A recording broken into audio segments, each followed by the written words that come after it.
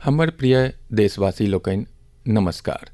मोनक बातक एक गोट आरो एपिसोडमे अहाँ सबसँ जुड़िके प्रसन्नता भऽ रहल अछि। एम्हर एहि बीच चुनावके भागदौड़ रहल अछि, परञ्च अहाँ लोकनिक पत्र ओ सन्देशक माध्यममे हम देश ओ देशवासी लोकनिक उपलब्धि पर एक दोसरासँ अपन प्रसन्नता सेहो बँटलहुँ अछि। एहि बेर मोनक बातक प्रारम्भ देशक एक गोट एहने बेस पैघ उपलब्धिसँ करैत छी।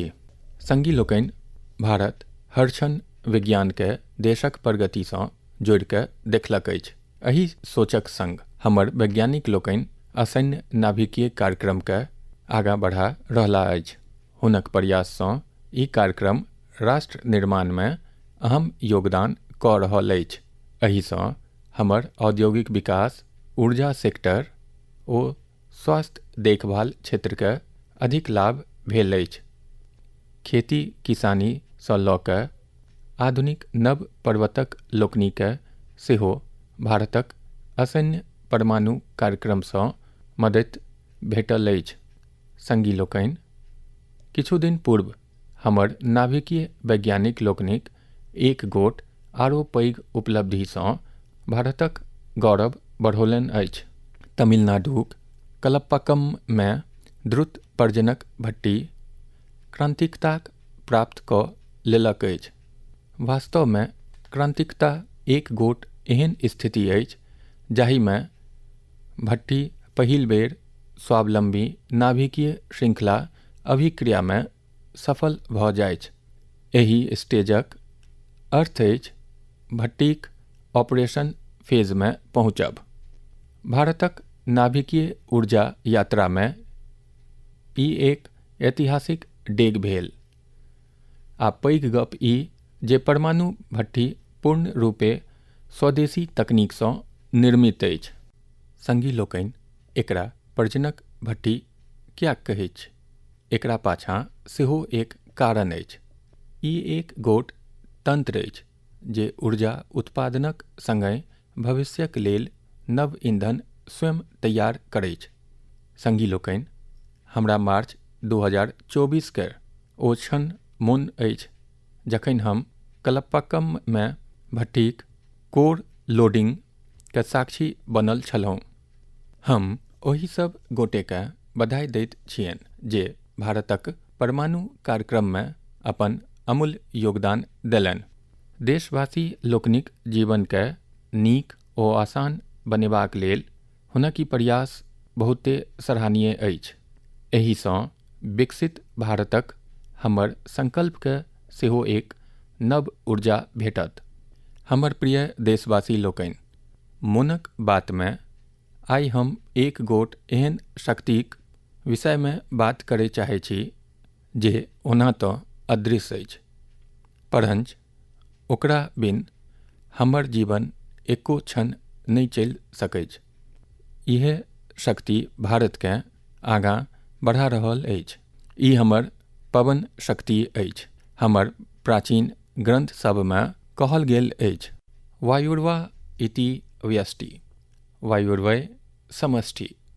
अर्थात वायु मात्र एक तत्व नहि अछि, ई जीवनक ऊर्जा अछि, ई समष्टिक शक्ति अछि। सङ्गी लोकनि, आइ इएह पवन शक्ति भारतक विकासक नव कथा कहि रहल अछि। भारत हालहिमे पवन ऊर्जा यानी विंड एनर्जी क्षेत्रमे एक पैघ उपलब्धि प्राप्त कयलक अछि। आब भारतक पवन ऊर्जा उत्पादन क्षमता 56 गीगावाटसँ अधिक भऽ गेल अछि। विगत 21 बरखमे प्रायः 6 गीगावाटक नव क्षमता जोड़ायल अछि। पवन ऊर्जाक क्षेत्रमे भारत बहुत तेजीसँ आगाँ बढ़ि रहल अछि आ दुनिया सेहो हमरा दिस देखि रहल अछि।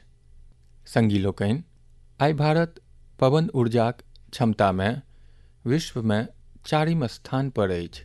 ई हमर अभियन्ता लोकनिक मेहनत अछि, ई हमर युवा लोकनिक परिश्रम अछि, ई देशक सामूहिक इच्छा शक्तिक प्रतीक अछि। सङ्गी लोकनि, गुजरात, तमिलनाडु, महाराष्ट्र, राजस्थान सहित देशक अनेक राज्य एहि सेक्टर में अपन झंडा फहरा रहल अछि। गुजरातक कच्छ, पाटन, बनासकंठा सदृश क्षेत्र जतय पहिने मरुभूमि देखबा में आबैत छल, आइ ओतय पैघ नवीकरणीय ऊर्जा पार्क बनि रहल अछि। एकर लाभ युवा लोकनिकेँ भेट रहल छनि। नव अवसर बनि रहल अछि, नव हुनर विकसित भऽ रहल अछि, रोजगारक नव बाट खुजि रहल अछि। संगी लोकनि, भारतक विकासक हेतु सौर ओ पवन ऊर्जा आवश्यक अछि।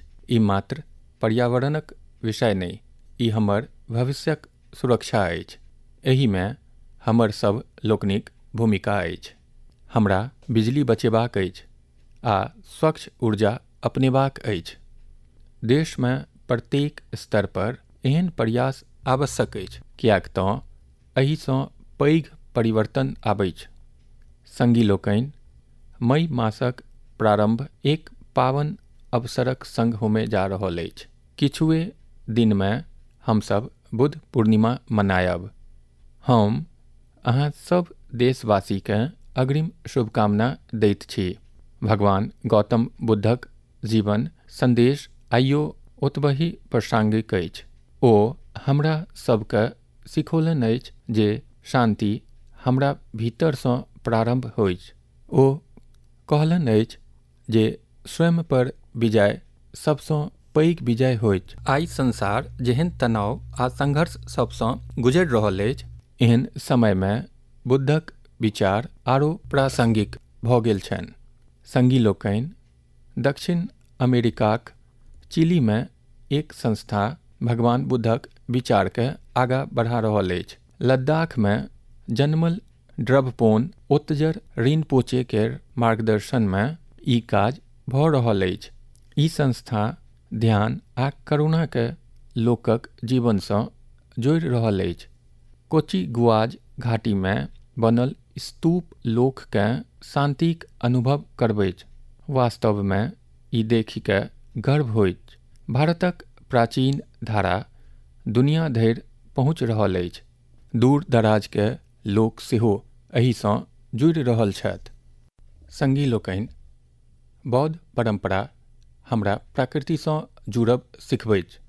भगवान बुद्धके ज्ञान एक गाछक नीचाँ भेटल छलनि। प्रकृति हमरा जीवनक अभिन्न अंग अछि। देश में सेहो एहन प्रयास भऽ रहल अछि। कर्नाटक में कर्मा मोनेस्ट्री एकर नीक उदाहरण अछि। ई मठ एक गोट जीवंत वन क्षेत्र अछि जे 100 एकड़ क्षेत्र में पसरल अछि। एहि वन में 700 सँ अधिक देशी वृक्षके संरक्षित कयल गेल अछि। संगी लोकनि, बुद्धक संदेश मात्र अतीत नहि अछि, ई आइयो प्रासंगिक अछि आ भविष्यक लेल सएह आवश्यक अछि। बुद्ध पूर्णिमाक ई अवसर प्रेरित करैछ। हम अपन जीवन में शांति बढ़ाबी, करुणा अपनाबी आ संतुलनक संग आगाँ बढ़ी। हमर प्रिय देशवासी लोकनि, अहाँ जनैत छी जे अपना देश में आब 23 जनवरी अर्थात नेताजी सुभाष जयंतीसँ लऽ कऽ 30 जनवरी अर्थात गांधीजीक पुण्यतिथि धरि गणतंत्रक महोत्सव मनाओल जाइत। एहि महोत्सवक प्रमुख अंश होइत बीटिंग द रिट्रीट। आइ हम अहाँक संग सैन्य बैरक आपसीक चर्चा कऽ रहल छी, किएक तँ एकरा पाछाँ एक गोट विशेष कारण अछि। संगी लोकनि, अहाँ सब देखने होयब जे ई समारोह फराक फराक बैंड्सक विविध संगीत परंपराक दिग्दर्शन करबैछ। विगत किछु वर्षसँ एहि में भारतीय संगीतक समावेश बढ़ल अछि आ ई देशवासी लोकनिकेँ बेस पसिन आबि रहल छनि। एहि वर्षक बीटिंग रिट्रीट समारोह सेहो स्मरणीय रहल छल। एयरफोर्स, आर्मी, नेवी और CAPF बैंड के बहुत नीक प्रस्तुति भेल छल। संगी लोकनि, सनगर संगीतक संग संग जानदार फॉर्मेशंस केर ई कार्यक्रम सभक ध्यान आकर्षित करैछ। एयरफोर्सक बैंड सिंदूर फॉर्मेशन बनौलक, नेवल बैंड मत्स्य यंत्र फॉर्मेशन बनौलक। ओतहि आर्मी बैंडक प्रस्तुति में वंदे मातरम केर 150 बरख ओ क्रिकेट में भारतक सफलताके सेहो दर्शाओल गेल छल। संगी लोकनि, सैन्य बैरक आपसी केर बीति गेलाक बाद ई सब परिश्रम ओ उपलब्धि क्रमशः अदृश्य भऽ जाइत छल, लेकिन आब एकरा लऽ कऽ बहुत नीक प्रयास भेल अछि। सैन्य बैरक आपसीक संगीत पहिल बेर वेब्स OTT पर सेहो उपलब्ध अछि। आबयवला समयमे ई दोसर मंच सब पर सेहो उपलब्ध रहत। अहाँ लोकनि एकरा अवश्य सुनी। अहाँ सबके अपन सैन्य बल आ ओकर परंपरा सब पर सेहो बेस गर्व होयत। संगी लोकनि, विगत किछु बरखसँ देशक फराक फराक भागसँ प्राकृतिक संरक्षणक अनेक रास प्रेरक कथा सब सोझाँ आयल अछि। एहि कथा सबसँ हमरा लोकनिमे आशाक संचार होइत आ मोन गौरवसँ भरि जाइत। हम मोनक बातक श्रोता सबसँ किछु उदाहरण साझी करय चाहै छी। एकरा सुनि कऽ अहाँक मोन प्रसन्न भऽ जायत। पहिने बात कच्छके रण केर। बारिश काल समाप्त होइतहि एतुक्का धरती जीवंत भऽ उठैछ। प्रत्येक बरख लाखों फ्लैमिंगो एतय आबैछ। संपूर्ण क्षेत्र गुलाबी रंगसँ रंगा जाइछ। एहि हेतु एकरा फ्लैमिंगो सिटी कहल जाइछ। ई पक्षी सब एतय खोता बनबैछ आ अपन बच्चा सबके पोषि कऽ पैघ करैछ। कच्छके लोक तऽ एकरा लाखाजीक बरियाती कहि संबोधित करैछ। आब लाखाजीक ई बरियाती पर्यावरण संरक्षणक बहुत सुन्दर प्रतीक बनि गेल अछि। संगी लोकनि, दोसर कथा मनुख ओ वन्यजीवक सहयोग केर अछि आ ई कथा उत्तर प्रदेशसँ अछि। एतुक्का तराई क्षेत्रमे फसिलक समयमे हाथीक झुंड गामक दिस अबैछ। एहिसँ संघर्षक आशंका बढ़ैत। परंच आब यूपीमे गजमित्र सदृश प्रयास प्रारंभ भेल अछि। गामेके लोकसभ टीम बना कऽ हाथी पर नजरि राखैत छथि। ओ लोकनि ससमय लोकके सतर्क करैत छथि। एहिसँ टकराव कम भऽ रहल अछि आ लोक सभमे भरोस बढ़ि रहल अछि। संगी लोकनि, मध्य भारतसँ सेहो एक गोट नीक खबर आयल अछि। छत्तीसगढ़मे ब्लैक बक यानी कृष्ण मृग फेरसँ देखाय लागल अछि। एक समय एकर संख्या बहुत कम भऽ गेल छल, परंच बरोबर प्रयास भेल आ संरक्षण बढ़ाओल गेल आ ई फेरसँ खुजल मैदानमे दौड़ैत देखल जाइछ। ई हमर लुप्त प्रायः धरोहरक वापसी अछि। एहने आशा ग्रेट इंडियन बस्टर्ड मने गोडावन केर संरक्षणमे सेहो जागल अछि। ई पक्षी हमर मरुस्थलक परिचित होइत छल, परंच एक समय एकर संख्या बहुत कम रहि गेल छल। हालत तऽ ई छल जे ई पक्षी लुप्त प्राय भऽ गेल छल, परंच आब एकर संरक्षणक लेल पैघ अभियान चलि रहल अछि। वैज्ञानिक विधि अपनाओल जा रहल अछि, प्रजनन केंद्र बनाओल गेल अछि आ आब नव जीवनक प्रारंभ दृश्यमान भऽ रहल अछि। संगी लोकनि, प्रकृति ओ मानव फराक नहि अछि। हमसभ एक दोसरक संगी छी। जखन हम प्रकृतिके बुझैत छी, ओकर सम्मान करैत छी आ ओकरा संग मिलकर चलैत छी तऽ परिवर्तन स्पष्ट देखाइत। आइ यह परिवर्तन देशक प्रत्येक भागमे नव आशाक रूपमे सोझाँ आबि रहल अछि। हमर प्रिय देशवासी लोकनि, देशक उत्तर पूर्व भाग हमरा सभक लेल अष्टलक्ष्मी अछि। एतय प्रतिभा भरल अछि आ उत्तर पूर्वक प्राकृतिक सुंदरता सेहो सभक ध्यान आकर्षित करैछ। मोनक बातमे सेहो हम प्रायः उत्तर पूर्वक लोकक उपलब्धिक चर्चा करैत रहलहुँ अछि। आइ एहने एक आर उपलब्धिक चर्च करब आ ओ अछि बाँसक क्षेत्रमे उत्तर पूर्वक सफलता केर। संगी लोकनि, जाहि वस्तुके कहियो बोझक रूपमे देखल जाइत छल, ओ आइ रोजगार, कारोबार ओ नव परिवर्तनके नव गति प्रदान कऽ रहल अछि। हमर माय बहिन एकर सबसँ पैघ लाभार्थी छथि। अहाँ ई बुझि कऽ हैरान होयब जे बाँसक परिभाषा बदलि देलासँ कतेको पैघ परिवर्तन आयल अछि। संगी लोकनि, अंग्रेजक बनाओल कानूनक हिसाबसँ बाँसके गाछक रूपमे परिभाषित कयल गेल छल आ एहिसँ जुड़ल नियम बेस कड़गर छल। कतहु बाँसके लऽ जायब बड़ कठिन छल। एहन स्थितिमे एतुक्का लोक बाँससँ जुड़ल काज धंधासँ हटैत गेलाह। संगी लोकनि, बरख 2017 में कानूनमे परिवर्तन कऽ हमरा लोकनिक बाँसके गाछक कैटेगरीसँ बाहर केलहुँ, जकर परिणाम आइ सभक सोझाँ अछि। आइ संपूर्ण उत्तर पूर्वमे बैम्बू सेक्टर पसरि रहल अछि। लोक लगातार नव परिवर्तन कऽ एहिके मूल संवर्धन कऽ रहलाह अछि। संगी लोकनि, त्रिपुराक गोमतीक जिला केर विजय सूत्रधार ओ दक्षिण त्रिपुराक प्रदीप चक्रवर्तीक विषयमे बात करी। ई दुनू गोटे नव कानूनके अपना लेल एक अवसर बुझलनि। फेर ओ एहि काजके टेक्नोलॉजीसँ जोड़लनि। आइ ओ पहिनेसँ नीक ओ अधिक बाँसक उत्पाद बना रहला अछि। नागालैंडक दीमापुर ओ आसपासक क्षेत्रमे अनेक एहन स्व-सहायता समूह अछि जे बाँससँ जुड़ल भोज्य उत्पादक प्रसार कयलनि अछि। ओतहि खोरोला क्रिएटिव क्राफ्ट सदृश टीम सेहो अछि जे बाँसक फर्नीचर ओ हैंडीक्राफ्ट पर काज कऽ रहल अछि। संगी लोकनि, मिजोरमक मामित जिलामे एहन टीम सब अछि जे बाँसक उत्तक संवर्धन ओ पॉली हाउस व्यवस्थापन पर काज कऽ रहल अछि। हमरा सिक्किममे गंगटोकक निकट लागास्टल बैम्बू इंटरप्राइज टीम के विषयमे पता लागल अछि। ई बाँससँ हैंडीक्राफ्ट, अगरबत्ती स्टिक, फर्नीचर ओ आंतरिक सज्जाके सामान बनबैत। संगी लोकनि, एखन हम मात्र किछुए उदाहरण देलहुँ अछि। देशमे बाँस क्षेत्रक सफलताक ई सूची बेस नमहर अछि। हम अहाँ सबसँ आग्रह करब जे उत्तर पूर्वक कोनो न कोनो बाँसक उत्पाद अवश्य कीनी। अहाँ एकरा सनेशक रूपमे सेहो लोककेँ दऽ सकैत छियनि। अहाँक एहि प्रयाससँ हुनका लोकनिक उत्साह बढ़तनि जे बाँसक उत्पादके बनेबामे अपन घाम चुआबैत छथि। हमर प्रिय देशवासी लोकनि, तीव्रतासँ बदलैत एहि कालखंडमे टेक्नोलॉजी हमर जिंदगीक एक पैघ हिस्सा बनि गेल अछि। आइ हम अपन अतीतके वर्तमानसँ जोड़बामे टेक्नोलॉजीक कमाल देख रहल छी।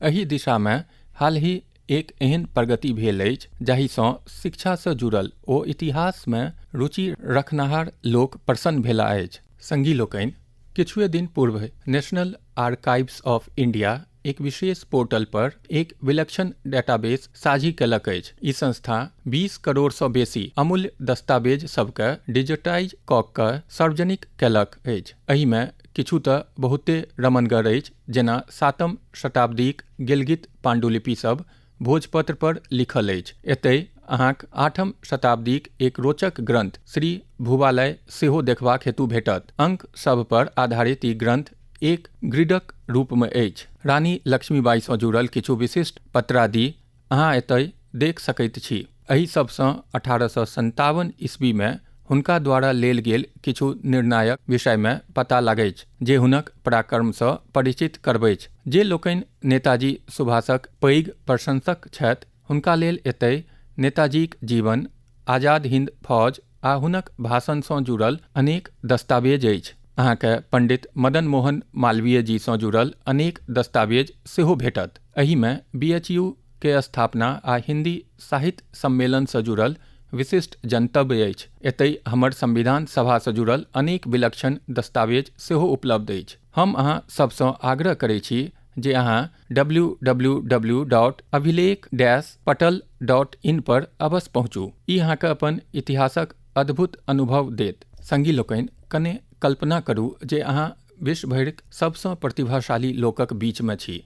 अहाँ लग गणितक अत्यंत कठिन प्रश्न सब अछि। एहि सभक समाधान हेतु अहाँ लग समय अछि मात्र 4.5 घंटा, अर्थात समय बहुत कम अछि आ प्रतियोगिता अंतर्राष्ट्रीय अछि जे बहुत तीक्ष्ण अछि। एहन स्थितिमे घबरायब अत्यंत स्वाभाविक अछि, परंच हमर बेटी सब कमाल कऽ कऽ देखौलनि अछि। एहि मासक प्रारंभमे फ्रांसक बोर्बोदोमे यूरोपियन गर्ल्स मैथमेटिकल ओलंपियाडके आयोजन भेल छल। मैथ्समे गंभीर रुचि रखनिहार स्कूली छात्रा सभक लेल ई एक पैघ प्रतियोगिता छल। ई विश्वक सबसँ सम्मानित प्रतियोगिता श्रेणीमे एक अछि। एहि ओलंपियाडमे हमर बेटी सब आइ धरिके श्रेष्ठतम प्रदर्शन केलथि। हमरा प्रतिभाशाली टीम पर बहुत गर्व अछि। एहिमे मुंबईके श्रेया मुंद्रा, तिरुवनंतपुरमके संजना चाको, चेन्नईके शिवानी भरत कुमार आ कोलकाताक श्रीमोई बेरा सम्मिलित छलीह। एहिमे हमर टीम विश्वमे 6म स्थान पर रहल। श्रेया स्वर्ण पदक जीतके इतिहास रचि देलनि। संजना सिल्वर आ शिवानी ब्रॉन्ज मेडल अपन नाम केलनि। संगी लोकनि, एहि ओलंपियाड हेतु भारतमे जे चयन प्रक्रिया अछि ओ स्वयंमे बहुत कठिन अछि। एकर एक मल्टी स्टेज सिलेक्शन प्रोसेस अछि जकरा पार करबाक होइछ। एकर बाद सबसँ नीक प्रदर्शन करैवाली छात्रा लोकनि एक मासक मैथमेटिक्स ट्रेनिंग कैंपमे सम्मिलित होइत छथि। ई camp Tata institute of fundamental रिसर्चके Homi Bhabha centre for science एजुकेशनमे आयोजित होइछ। एहि कैंपक अंतमे टीम सिलेक्शन टेस्ट होइछ। एहिमे प्रस्तुतिक आधार पर भारतक टीम चुनल जाइछ। संगी लोकनि, प्रत्येक बरख देश भरिक प्राय 6 लाख छात्रागण एहि मैथमेटिकल ओलंपियाड प्रोग्राममे भाग लैत छथि। समयक संग ई संख्या बरोबरि बढ़ि रहल अछि, अर्थात देशक बेटी लोकनिक बीच ओलंपियाडक संस्कृति तीव्रतासँ लोकप्रिय भऽ रहल अछि। एहि होनिहार बेटी सभके मदद करबाक हेतु हम हुनक माय बापक प्रशंसा करैत छी। हमर प्रिय देशवासी लोकनि, हमरा देशमे एखन अत्यंत महत्वपूर्ण अभियान चलि रहल अछि जकरा विषयमे प्रत्येक भारतीयके जनतब होयब आवश्यक अछि। ई अछि जनगणनाक अभियान। ई विश्वक सबसँ पैघ जनगणना अछि। संगी लोकनि, जे संगी पहिनेसँ एहि प्रकारक प्रक्रियासँ विज्ञ छथि हुनका एहि बेरक जनगणनाक अनुभव किछु भिन्न होमयवला छनि। जनगणना 2027 डिजिटल बनाओल गेल अछि। सब जनतब सोझे डिजिटल माध्यममे दर्ज भऽ रहल अछि। घर घर जायवला कर्मचारी लोकनिक संगमे मोबाइल ऐप अछि। ओ अहाँसँ बात कऽ कऽ ओहिमे जनतब दर्ज करताह। संगी लोकनि, एहि बेरक जनगणनामे अहाँके सहभागिता सेहो आसान बनाओल गेल अछि। अहाँ स्वयं सेहो ई जनतब दर्ज कऽ सकैत छी। कर्मचारीक पहुँचबाक 15 दिन पूर्व अहाँके लेल ई सुविधा प्रारंभ होयत। अहाँ अपन समयक अनुसार ई जनतब भरि सकैत छी। जखन अहाँ प्रक्रिया पूर्ण करैत छी तऽ अहाँके एक विशेष ID भेटत। ई ID अहाँक मोबाइल वा ईमेल पर अबैछ। पछाति जखन कर्मचारी अहाँ लग अबैत छथि तऽ अहाँ इएह ID देखा कऽ जनतबक पुष्टि कऽ सकैत छी। एहिसँ दोबारा जनतब देबाक आवश्यकता नहि रहैछ, समय सेहो बचैछ आ प्रक्रिया आसान भऽ जाइछ। संगी लोकनि, जाहि राज्य सभमे स्वगणनाक काज पूर्ण भऽ गेल अछि ओतय गणना कर्मचारी द्वारा घरक सूचीकरणक काज सेहो प्रारंभ कऽ देल गेल अछि। एखन धरि प्रायः 1,20,00,000 परिवारक मकान सूचीकरणक काज संपन्न भऽ गेल अछि। संगी लोकनि, देशक जनगणना मात्र सरकारी काज नहि अछि, ई हमरा सब गोटेक दायित्व अछि। अहाँक सहभागिता बहुत आवश्यक अछि। अहाँक देल जनतब पूर्णतः सुरक्षित रहैछ, एकरा गोपनीय राखल जाइछ, डिजिटल सुरक्षाक संग एकरा सुरक्षित कयल जाइछ। आउ हमसब मिलकऽ एहि प्रक्रियामे हाथ बटाबी, जनगणना 2027 सफल बनाबी। संगी लोकनि, हमरा देशमे खयबा पियबाक परंपरा मात्र स्वादे धरि सीमित नहि रहल अछि। एहि परंपराक मनोरंजनक अंश अछि भारतक पनीर। किछु दिन पहिने हम ट्वीटक माध्यममे एक जनतब साझी केने छलहुँ। ब्राजीलमे आयोजित एक गोट अंतर्राष्ट्रीय चीज प्रतियोगितामे भारतीय चीजके 2 गोट ब्रांडके प्रतिष्ठित पुरस्कार भेटल अछि। एहि उपलब्धिक चर्च सोशल मीडिया पर सेहो बेस भेल। कतेको गोटे तऽ हमरा कहलनि जे भारतमे चीज केर जे विविधता अछि ओहू पर चर्च होयबाक चाही। संगी लोकनि, भारतमे डेयरी सेक्टरमे बहुत पैघ परिवर्तन आबि रहल अछि। एहि सेक्टरमे मूल्य संवर्धनसँ हमर पारंपरिक स्वादके एक नव परिचित भेटल अछि। आइ भारतीय चीज विश्व भरिमे अपन स्थान बना रहल अछि। भोरका जलपान हुए, दिनका लंच हुए वा फेर रातुका डिनर, विश्व भरिक प्लेटमे भारतक स्वाद पहुँच रहल अछि। जम्मू कश्मीरक कलारी चीजेके लिए एकरा कश्मीरक मोजेरेला कहल जाइछ। गुज्जर बकरवाल समुदायक लोक अनेक पीढ़ीसँ एकरा बनबैत ओ खाइत आबि रहला अछि। ओतहि सिक्किम, अरुणाचल प्रदेश ओ लद्दाखमे छुर्पी बहुत प्रसिद्ध अछि। पहाड़क सादगी ओ कोमलता एकर स्वादमे सेहो भेटैछ। एहि चीजके विशेषता ई अछि जे एकरा याकके दूधसँ बनाओल जाइछ। संगी लोकनि, महाराष्ट्र ओ गुजरातमे टोपली नू पनीर, जकरा सुरती चीज सेहो कहल जाइछ, ओहो अपन फराक परिचित राखैछ। हम एतय मात्र किछु नाम गनेलहुँ अछि, परंच हमरा देशमे स्वादक ई दुनिया बहुत व्यापक अछि। आइ एहि परंपराके नव शक्ति भेट रहल अछि। अनेक भारतीय कंपनी एहि क्षेत्रमे निवेश कऽ रहल अछि। आधुनिक तकनीक आबि रहल अछि, नीक पैकेजिंग भऽ रहल अछि आ हमर उत्पाद वैश्विक मानकक संग आगाँ बढ़ि रहल अछि। एकरे परिणाम अछि जे भारतीय चीज आब देशक सीमासँ बाहर जा विश्व भरिक बाजार ओ रेस्तरां धरि पहुँच रहल अछि। आइ हम लोकलसँ ग्लोबलक बात करै छी। ओहिमे भारतीय चीजक उदाहरण हमरा आगाँ केर दिशा निर्देश करैछ। हमरा विश्वास अछि जे भारतक स्वाद, भारतक परंपरा आ भारतके गुणवत्ता विश्व भरिक लोककेँ एक नव अनुभव देत आ भारतसँ एक नव संपर्क सेहो बनाओत। हमर प्रिय देशवासी लोकनि, एहि मास देशक अनेक भागमे नव वर्ष सहित अनेक पावनि तिहार मनाओल गेल।